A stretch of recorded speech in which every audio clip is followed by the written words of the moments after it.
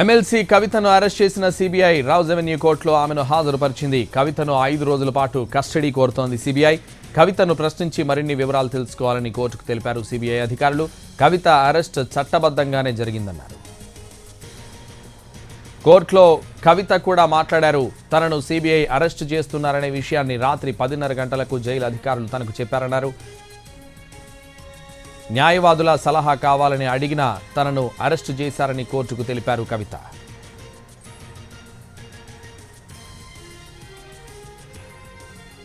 Liquor కేసులో కవిత పాత్రపై judge ముందు సుదీర్ఘ వాదనలు వినిపించారు సిబిఐ తరపు లాయర్. లిక్కర్ కేసులో కీలక పాత్రధారి సూత్రధారి అని తెలిపారు. విజయ్ నాయర్ మరికొందరితో కలిసి ప్లాన్ వేశారని, ఢిల్లీ హైదరాబాద్లలో కూడా సమావేశాలు జరిగాయన్నారు. కవిత ఆడిటర్ బుచ్చిబాబు వాంగ్మూలం ప్రకారం లిక్కర్ స్కామ్లో కవిత పాత్ర ఏంటో స్పష్టమవుతోందని కోర్టుకు తెలిపారు.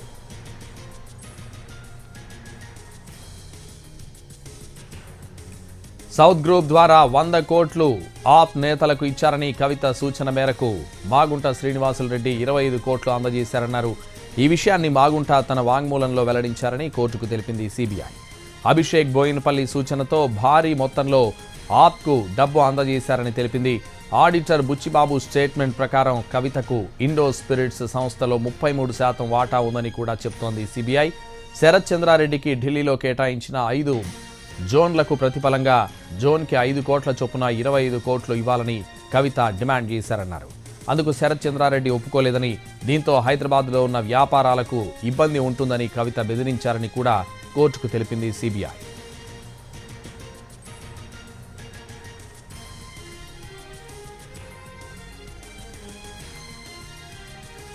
రౌజ్ అవెన్యూ కోర్టులో సిబిఐ వాదనలు ముగిశాయి. కవిత తరపు లాయర్లు వాదనలు వినిపిస్తున్నారు.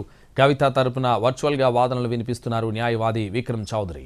ఇదే విషయానికి సంబంధించి మరింత సమాచారం ఢిల్లీ నుంచి మా ప్రతినిధి రాజు లైవ్లో అందిస్తారు. రాజు,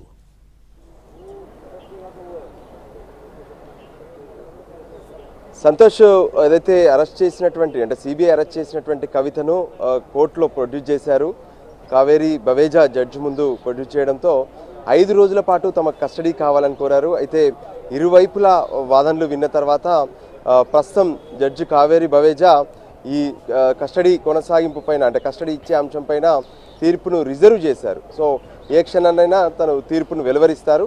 సో ఈలోగా ఇంతకీ సిబిఐ ఏం చెప్పింది, అటు కవిత తరపున వాదనలు ఏం జరిగాయో మనం ఒకసారి చూడొచ్చు. ఏ విధంగానైతే ముఖ్యంగా అంటే కవితను ఎందుకు అరెస్ట్ చేయాల్సి వచ్చిందనే విషయం పైన సిబిఐ సుదీర్ఘంగా తమ వాదనలు స్పెషల్ కోర్టు ముందు వినిపించాయి.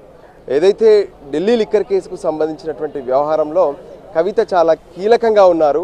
ముఖ్యంగా సౌత్ గ్రూప్కి సంబంధించినటువంటి ఫార్మేషన్తో పాటు సౌత్ గ్రూపు ఏదైతే 100 కోట్ల రూపాయలను ఆమ్ ఆద్మీ పార్టీకి చేరవేయడం, దాంతోపాటు ఇటు ఏదైతే ఢిల్లీ లిక్కర్ కేసులో తను కీలకంగా ఉన్నటువంటి క్రమంలో తను ఇండో స్పిరిట్స్లో 33% వాటాదారునిగా కూడా ఉన్నారు కవిత. సో వీటన్నిటికి సంబంధించినటువంటి పలు అంశాలు విచారణ కోసమే మేము కస్టడీ కోరుతున్నాం. అయితే 6వ తేదీన కవితను విచారణ జరిపినప్పుడు తను మాకు సహకరించలేదు, అందుకోసమే ఇప్పుడు అరెస్టు చేయాల్సి వచ్చింది. ఈ అరెస్ట్ అనేది ఇల్లీగల్ అని చెప్పి అపోజిట్ కౌన్సిల్ అంటే ఏదైతే కవిత తరపున కౌన్సిల్ చెప్తుంది, కానీ మేము చట్టం ప్రకారమే కోర్టు అనుమతి తీసుకున్న తర్వాతనే కవితను అరెస్ట్ చేశాము. ప్రొసీజర్ ప్రకారం 24 గంటల్లో కోర్టు ముందు ప్రొడ్యూస్ కూడా చేశామని చెప్పారు. ఇంకా మరోపక్క ఏదైతే ఆమ్ ఆద్మీ పార్టీకి ఇచ్చినటువంటి హవాలా రూపంలో అందజేసినటువంటి 100 కోట్ల రూపాయలకు సంబంధించినటువంటి అంశంలో మాగుంట శ్రీనివాసులరెడ్డి ఒక ఏదైతే తను వాంగ్మూలం ఇచ్చారు, అందులో తను ఇచ్చినటువంటి డబ్బులకు సంబంధించినటువంటి వివరాలను సైతం తన వాంగ్మూలంలో చెప్పారు. సో దానికి అనుగుణంగానే కవితను ఈ కేసులో మేము ఏదైతే అరెస్ట్ చేయాల్సి వచ్చిందని చెప్పారు. మరోపక్క శరత్ చంద్రారెడ్డికి సంబంధించి తను ఇక్కడ 5 జోన్లను దక్కించుకున్నారు. శరత్ చంద్రారెడ్డి ఢిల్లీ లిక్కర్ వ్యాపారంలో అయితే ఒక్కో జోన్ నుంచి 5 కోట్ల రూపాయలు ఇవ్వాలి, మొత్తం 25 కోట్ల రూపాయలు తనకి ఇవ్వాలని చెప్పి అటు కవిత డిమాండ్ చేశారు. ఆ విషయాన్ని శరత్ చంద్రారెడ్డి రిజెక్ట్ చేయడంతో హైదరాబాద్లో ఉన్నటువంటి శరత్ చంద్రారెడ్డి బిజినెస్లన్నీ కూడా ఇబ్బంది పడతాయి, సో ఖచ్చితంగా ఈ డబ్బులు ఇవ్వాల్సిందేనని చెప్పి కవిత బెదిరించారనే విషయాన్ని కోర్టు ముందు చెప్పారు. సో ఇలా ఏదైతే బుచ్చిబాబుకు సంబంధించి కూడా అంటే బుచ్చిబాబు దగ్గర ఉన్నటువంటి వాంగ్మూలం కావచ్చు, ఆయన ఇచ్చినటువంటి వాంగ్మూలం, ఆయన దగ్గర ఉన్నటువంటి డిజిటల్ డాటా అంటే వాట్సాప్ డేటా ద్వారా సౌత్ గ్రూప్కి సంబంధించినటువంటి ఫార్మేషన్, దాంతోపాటు కంపెనీలో కవిత చేరినటువంటి అంశం, కొన్ని అసెట్స్ కూడా కొన్నటువంటి పరిస్థితులు ఉన్నాయి. వాటన్నిటికి సంబంధించినటువంటి వివరాలు బుచ్చిబాబు ద్వారా తెలిసి అనే విషయాన్ని కూడా కోర్టు ముందు చెప్పారు. సో ఓవరాల్గా సిబిఐ చెప్తుంది ఒకటే, లిక్కర్ కేసులో కవిత కీలకంగా ఉన్నారు. సో కవితను అరెస్ట్ చేయాల్సినటువంటి అవసరం ఉంది. అది కోర్టు అనుమతితోనే మేము అరెస్ట్ చేశాం తప్ప ఎక్కడా కూడా ఇల్లీగల్ ప్రొసీడింగ్స్లో మేము ఫాలో కాలేదు అనే విషయాన్ని కోర్టు ముందు సిబిఐ స్పష్టం చేసింది. అయితే కవిత తరపున వర్చువల్గా వాదనలు వినిపించారు కౌన్సిల్ విక్రమ్ చౌదరి. అతను మాత్రం ఇల్లీగల్గా అరెస్ట్ చేశారు, కవిత ఆల్రెడీ తిహార్ జైల్లో ఉన్నారు.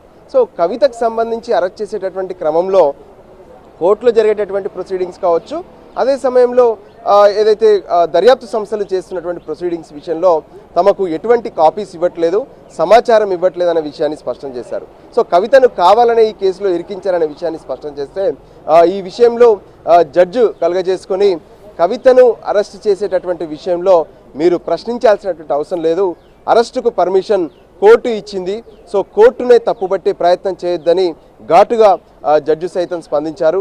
సో ఓవరాల్గా ఇప్పుడు ఇరువైపులా వాదనలు ముగిశాయి. మరికొద్ది సేపట్లో కస్టడీకి సంబంధించినటువంటి అంశంపైన జడ్జి ఆర్డర్ ఇవ్వబోతున్నారు. సో కస్టడీ మాత్రం తమకు 5 రోజులు కావాలని చెప్పారు. సో ఈ క్రమంలో అరెస్టు చేసినటువంటి క్రమం మొత్తం కూడా ఇల్లీగల్గా జరిగిందన్నప్పుడు కోర్టులో కవిత ఆల్రెడీ ఉన్నారు కాబట్టి కవితను అడిగారు జడ్జి, ఇంతకీ మీకు ఎప్పుడు సమాచారం ఇచ్చారు ఏంటి అనేది. సో ఈ క్రమంలో కవిత తను చెప్పారు, రాత్రి 10:30 గంటల ప్రాంతంలో తనను అరెస్టు చేస్తున్నట్లు జైలు అధికారులు చెప్పారు. సో ఆ వెంటనే నేను తనకి లీగల్ అడ్వైజ్ కావాలి అనే విషయాన్ని చెప్పాను.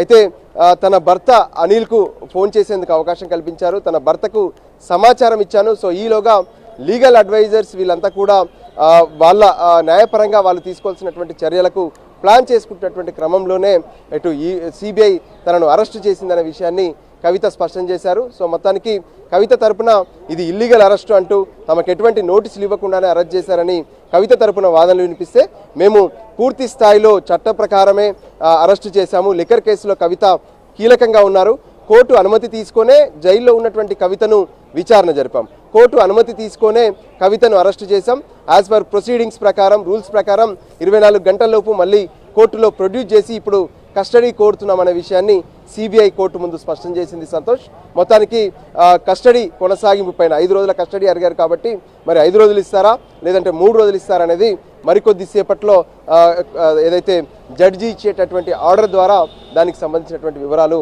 స్పష్టంగా తెలుస్తాయి. రాజు, అయితే సిబిఐతో పాటు ప్రస్తుతం ఈడీ విచారణ ముగిసినట్టేనా, ఇంకా ఈడీ నుంచి ఇప్పుడు సిబిఐకి కన్వర్ట్ అయిందా? ఎస్ సంతోష్, ఈ లిక్కర్ కేసుకు సంబంధించినటువంటి వ్యవహారంలో మొదట సిబిఐ కేసు నమోదు చేసింది, ఆ తర్వాత ఈడీ పిఎంఎల్ఏకి సంబంధించినటువంటి వ్యవహారాల్లో రంగంలోకి దిగింది, వాళ్ళు విచారణ జరుపుతున్నారు. అంటే లిక్కర్ కేసును అటు సిబిఐ ఈడీలు సమాంతరంగా విచారణ జరుపుతూనే ఉన్నాయి. ఎప్పుడైతే ఈడీ తమ కస్టడీ ముగిసిందో ఆ రోజునే ఒక విషయం చెప్పారు కోర్టుకు, జ్యుడిషియల్ కస్టడీలో ఉన్నటువంటి కవితను ఎప్పుడైనా విచారించేందుకు మేము అనుమతి కోరుతామన్నారు. అంటే అవసరాన్ని బట్టి వాళ్ళకు ఏదైనా ఆధారాలు కావాలనుకున్నప్పుడు కానీ విచారణ జరపాలనుకున్నప్పుడు కానీ ఖచ్చితంగా కవితను విచారించేందుకు ఈడీ మళ్ళీ కోర్టు పర్మిషన్ తీసుకొని ప్రొసీడ్ అయ్యే అవకాశం ఉంది. సో ఇప్పుడు ఈడీ సిబిఐలు 2 కలిసి కవితను విచారిస్తూనే ఉన్నాయి. Santosh, right, thank you Raju.